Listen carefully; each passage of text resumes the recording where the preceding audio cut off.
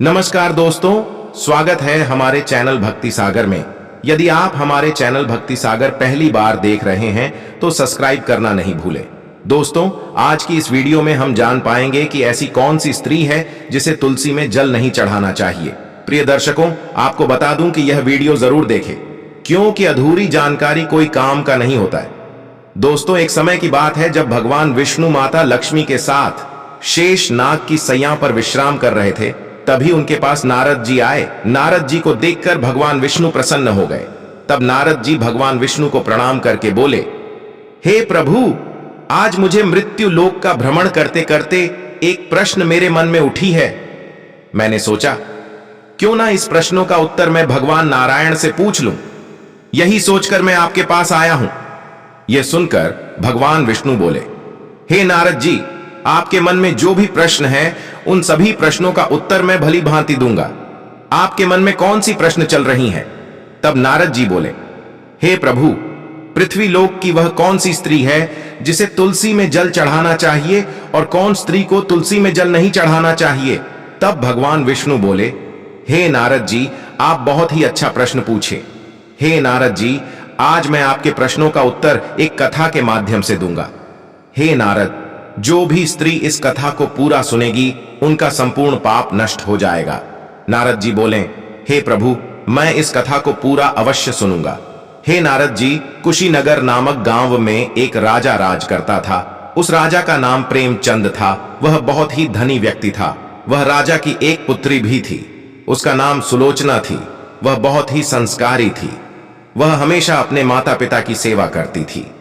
एक दिन राजा ने अपने दरबार में सभी दरबारी को बुलाया और अपने पुत्री की शादी के लिए लड़का ढूंढने के लिए बोला। वह दरबारी और मंत्री राजा की पुत्री की शादी के लिए किसी दूसरे गांव से लड़का को शादी के लिए लेकर आ गया।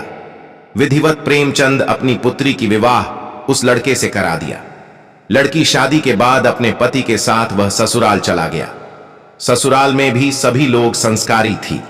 वह ससुराल में अपने सास ससुर को भी खूब सेवा करती थी। सुलोचना अपने ससुराल में पूजा पाठ करके ही भोजन बनाने के लिए रसोई में जाती थी। सुलोचना की पति बहुत ही बड़ा व्यापारी था। एक दिन उसे अपने व्यापार की कुछ काम के लिए किसी दूसरे शहर जाना था। वह जल्दी जल्दी में जाने के लिए तैयार हो गया। उसकी पत्नी सुलोचना पतिव्रता नारी थी। पतिव्रता धर्म निभाने के लिए उसने बिना स्नान किए ही हाथ पैर धोकर पूजा पाठ करने लगी और तुलसी में जल चढ़ा दी।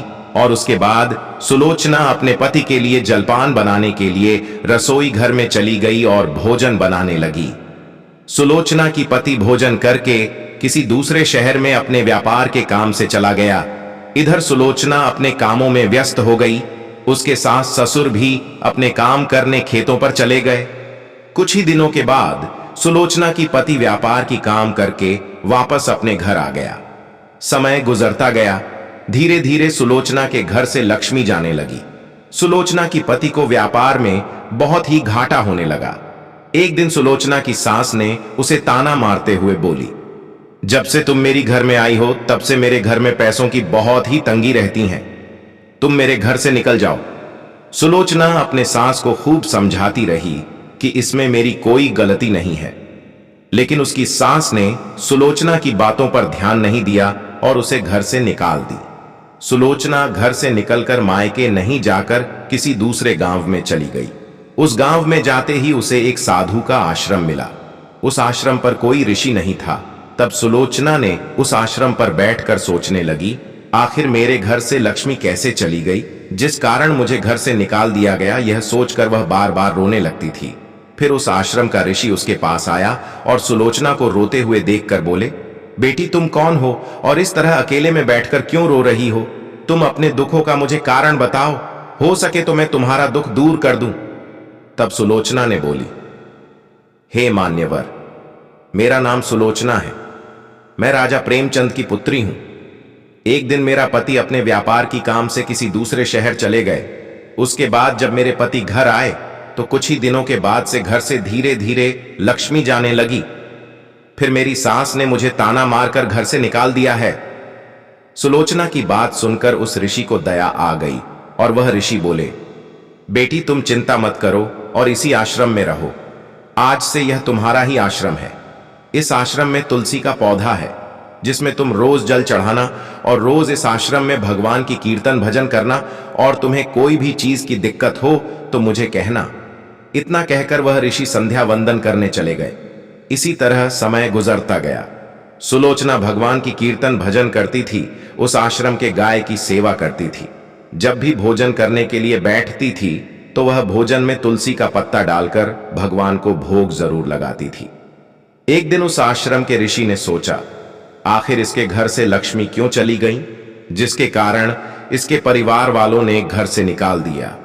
यह सोचकर वह ऋषि ने साधना करने के लिए बैठ गया और साधना में लीन होकर अपने अंदर की दृष्टि से देखा कि सुलोचना ने अपने पति को जाने के कारण बिना स्नान किए ही तुलसी में जल चढ़ा दी थी। इसलिए इसके घरों के लक्ष्मी धीरे धीरे जाने लगी और इसी कारण से परिवार वालों ने इसे घर से निकाल दिया है। इधर सुलोचना को भगवान के प्रति इतना प्रेम हो गया था कि उसे चारों तरफ भगवान ही दिखाई देता था। वह ऋषि अपने सुलोचना के बारे में दिव्य दृष्टि से देखकर सुलोचना से बोले, हे पुत्री, तुम बहुत ही धर्मात्मा स्वभाव की हो। तुम धर्मात्मा के साथ साथ पतिव्रता नारी भी हो, लेकिन तुम्हारी एक भूल से तुम्हें बहुत बड़ी सजा मिल गई है। तब सुलोचना ने उत्सुकता पूर्वक पूछती है, हे महाराज, मेरी ऐसे कौन सी भूल थी जिसके कारण मुझे इतनी बड़ी सजा मिली? मुझे शीघ्र ही और साफ साफ बताने का कष्ट करें। तब वह ऋषि बोले, हे पुत्री, तुम्हारा पति एक दिन अपने व्यापार की काम से किसी दूसरे शहर में जाने के लिए तैयार हुए थे और जा रहे थे। तब तुम अपने पतिव्रता धर्म निभाने के लिए अपने पति से बोली, हे स्वामी, आप जा रहे हैं तो कुछ जलपान करके जाइए। इतना कहकर तुम हाथ पैर धोकर तुलसी में जल चढ़ाकर अपने पति के लिए जलपान बनाने के लिए चली गई। तुमने बिना स्नान किए ही तुलसी में जल चढ़ा दी, इसलिए तुम्हारे घरों से धीरे धीरे लक्ष्मी जाने लगी।